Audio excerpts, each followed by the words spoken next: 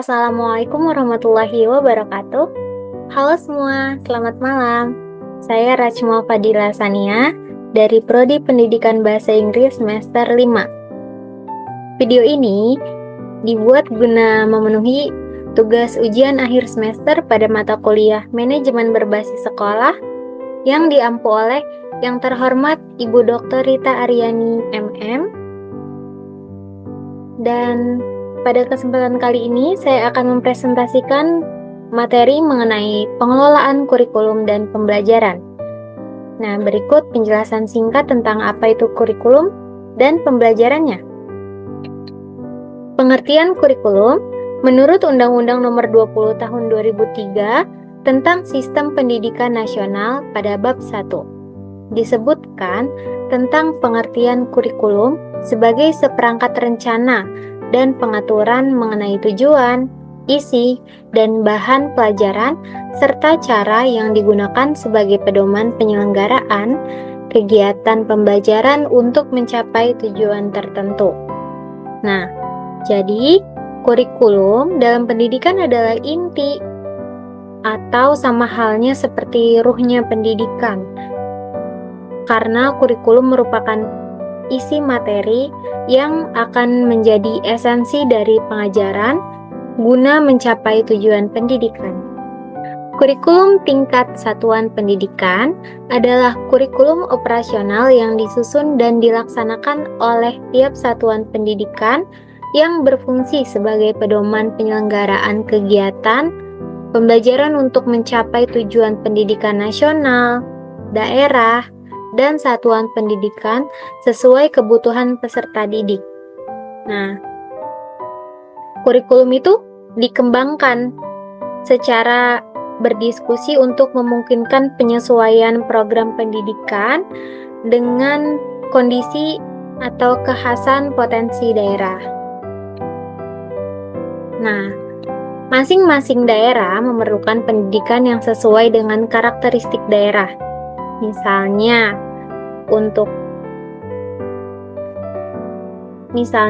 pada pendidik yang berdomisili pada daerah pesisir pantai tentu saja berbeda dengan kita yang berada di daerah kota. Nah, kurikulum dikembangkan secara berdiversifikasi dengan maksud agar memungkinkan penyesuaian program pendidikan pada satuan pendidikan dengan kondisi dan kekhasan potensi yang ada di daerah serta peserta didik. Dan kurikulum dikembangkan dan dilaksanakan di tingkat satuan pendidikan. Nah, kurikulum operasional yang dikembangkan dan dilaksanakan oleh satuan pendidikan diwujudkan dalam bentuk kurikulum tingkat satuan pendidikan atau yang biasa kita sebut dengan KTSP. Pengertian pengelolaan.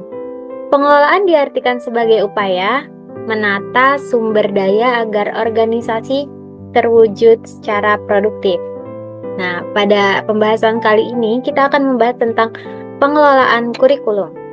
Nah, pengelolaan kurikulum merupakan suatu pola pemberdayaan tenaga pendidikan dan sumber daya pendidikan lainnya untuk meningkatkan mutu pendidikan yang meliputi 3 hal, yaitu kegiatan perencanaan, kegiatan pelaksanaan, dan juga kegiatan penilaian. Oke, mari kita simak pembahasan selanjutnya mengenai pedoman pengelolaan kurikulum.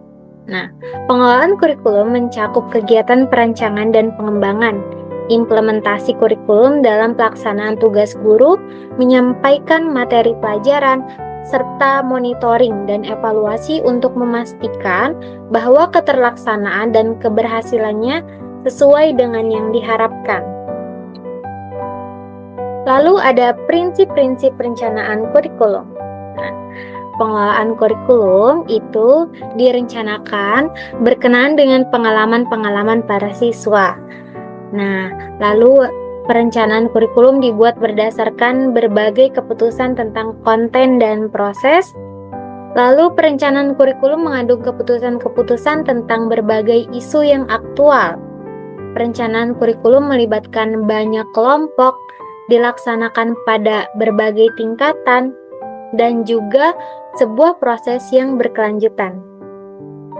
Unsur-unsur pokok yang terkandung dalam kurikulum meliputi tujuan, materi, strategi, kegiatan pembelajaran, dan sistem evaluasi. Kurikulum dimaksud untuk dapat mengarahkan pendidikan menuju arah dan tujuan yang terkandung dalam kegiatan pembelajaran secara menyeluruh. Lalu berikut merupakan kegiatan-kegiatan pengelolaan kurikulum. Nah, kegiatan yang berkaitan dengan tugas guru, yaitu pembagian tugas membelajarkan atau tugas membina kegiatan ekstrakurikuler. Dan yang kedua yaitu kegiatan yang berkaitan dengan proses pelaksanaan pembelajaran. Yang pertama, penyusunan jadwal pelajaran. Yang kedua, penyusunan program pembelajaran, lalu memasukkan daftar kemajuan kelas, kegiatan pengelolaan kelas, penyelenggaraan evaluasi hasil belajar, laporan hasil belajar, dan yang terakhir kegiatan bimbingan dan penyuluhan. Oke, berikut ada 4 bentuk pengorganisasian kurikulum yang bisa diterapkan di lembaga pendidikan. Yang pertama, kurikulum mata pelajaran terpisah, lalu kurikulum yang berkorelasi, kurikulum terpadu, dan kurikulum inti. Berikut merupakan peran dan fungsi kurikulum. Nah, sebagai salah satu komponen dalam sistem pendidikan, sinkronisasi memiliki 3 peran, yaitu peran konservatif, peran kreatif, dan peran kritis dan evaluatif. Peran konservatif yaitu melestarikan nilai-nilai budaya masa lalu pada generasi muda. Nah, peran ini penting karena kemajuan ilmu pengetahuan dan teknologi dapat membuat budaya asing mudah memengaruhi pendidikan budaya lokal. Lalu selanjutnya ada peran kreatif, yaitu mengembangkan kurikulum sesuai dengan pengembangan zaman dan kebutuhan masyarakat. Peran ini penting karena masyarakat terus mengalami perubahan. Lalu yang ketiga, peran kritis dan evaluatif.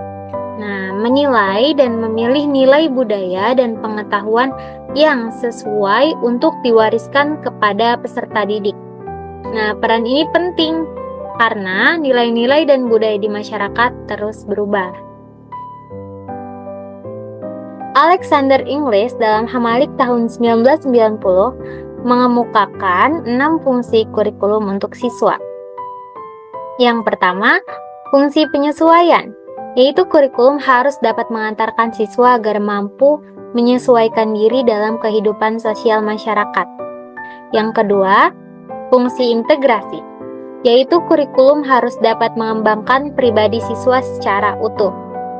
Yang ketiga, fungsi diferensiasi, yaitu kurikulum harus dapat melayani siswa dengan segala keunikannya.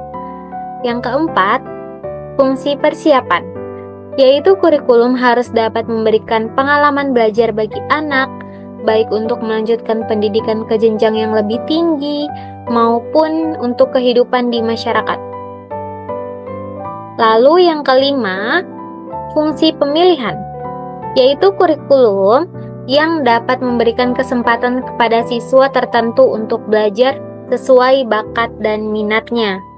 Yang terakhir atau yang keenam, fungsi diagnostik, yaitu fungsi untuk mengetahui berbagai kelemahan dan kekuatan siswa. Berikut penilaian kurikulum, prinsip-prinsip penilaian kurikulum. Yang pertama, tujuan tertentu. Artinya, setiap program penilaian kurikulum terarah dalam mencapai tujuan yang telah ditentukan secara jelas. Lalu bersifat objektif, yaitu berpijak pada keadaan yang sebenarnya, bersumber dari data yang nyata dan akurat. Bersifat komprehensif. Yang ketiga ini mencakup semua dimensi atau aspek yang terdapat dalam ruang lingkup kurikulum. Yang keempat, kooperatif dan bertanggung jawab dalam perencanaan. Lalu yang kelima, efisien dalam penggunaan waktu, biaya, tenaga, dan peralatan yang menjadi sarana penunjang. Dan yang terakhir, berkesinambungan. Kurikulum juga perlu untuk dievaluasi atau diperbaiki. Nah, perbaikan kurikulum intinya adalah untuk meningkatkan kualitas pendidikan yang dapat disoroti dari dua aspek proses dan produk.